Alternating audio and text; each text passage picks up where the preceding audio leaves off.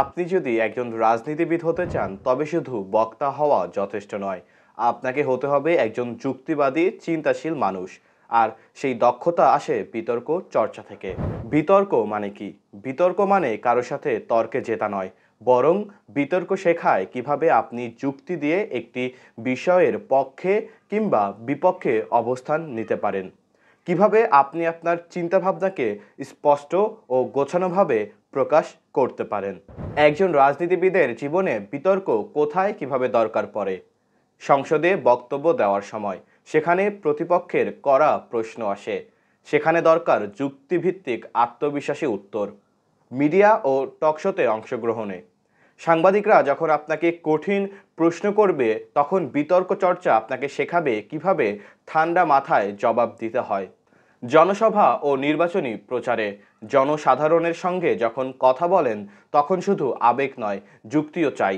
দলের ভেতরের আলোচনায় রাজনৈতিক দলেও নানা মতপার্থক্য থাকে, সেখানে বিতর্ক চর্চা আপনাকে নেতৃত্ব দেওয়ার যোগ্য করে তোলে। তাহলে কিভাবে বিতর্ক চর্চা একজন নেতা তৈরি করে? বিতর্ক শেখায় আপনাকে তথ্য বিশ্লেষণ করতে, শেখায় বিরোধী মতকে বুঝতে ও সম্মান করতে, তৈরি করে স্মার্ট ও প্রভাবশালী বক্তা, গড়ে তোলে নৈতিকভাবে দৃঢ় ও গ্রহণযোগ্য নেতৃত্ব। বিশ্বের অনেক রাজনীতিবিদ যেমন বারাক ওবামা, মালালা ইউসুফজাই, তারা প্রত্যেকেই কিন্তু তরুণ বয়সে বিতর্ক চর্চার মাধ্যমে তাদের যুক্তি ও নেতৃত্বগুণ গড়ে তুলেছিলেন।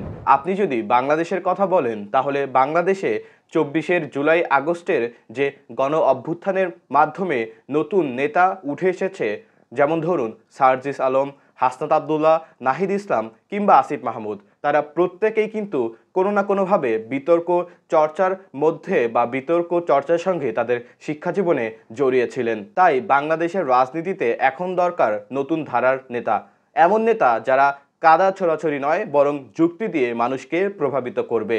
বিতর্ক চর্চা সেই প্রস্তুতি দেয়। এটি আপনাকে শুধু কথা বলতেই শেখায় না, বরং শেখায় কিভাবে সমাজকে যুক্তির আলোয় আলোকিত করা যায়। তাই যারা ভবিষ্যতে রাজনীতি করতে চান, দেশের জন্য কাজ করতে চান, তাদের জন্য বিতর্ক চর্চা কোনো অপশন নয়, বরং একান্ত প্রয়োজন। আমরা চাই বাংলাদেশে নতুন ধারার রাজনীতির শুরু হোক।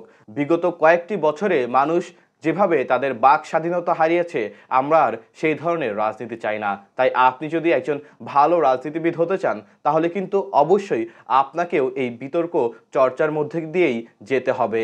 তাহলে আপনি কি ভাবছেন, বিতর্ক চর্চা কি রাজনীতিতে সত্যিই জরুরি? যদি এমনটি মনে করে থাকেন, তাহলে কিন্তু অবশ্যই কমেন্টে জানাবেন।